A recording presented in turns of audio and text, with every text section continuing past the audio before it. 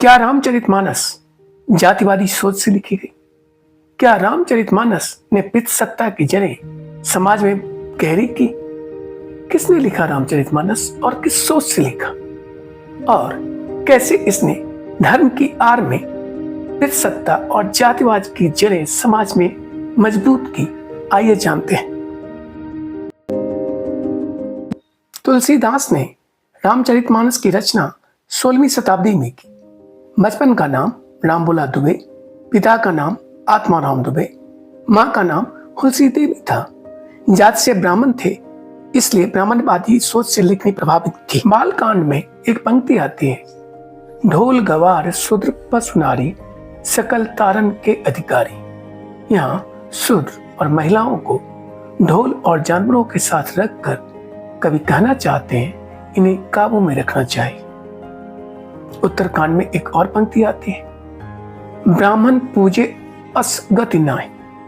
ब्राह्मण की पूजा से बढ़कर कोई धर्म नहीं। संदेश साफ है, वर्ण व्यवस्था सिर्फ सामाजिक नहीं बल्कि दैवीय है, और यही है पितृसत्तात्मक सोच और जातिवादी सोच। सीता का राम के साथ वन में जाना और अपने पत्नी धर्म का पालन करना क्या दिखाता है?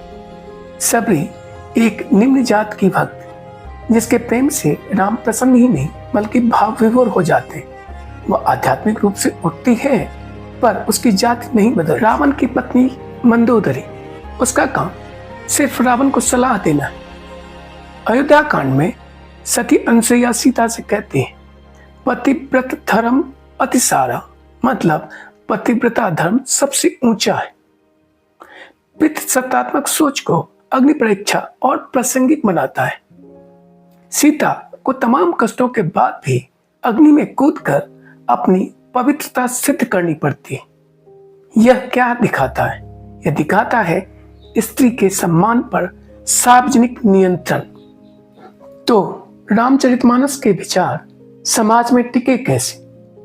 तुलसीदास जी ने इसे जनता की भाषा में लिखा, अवधि में लिखा, और इन सामाजिक नियमों को एक ऐसी कथा में पिरोया जिसमें दिव्य प्रेम बह रहा था।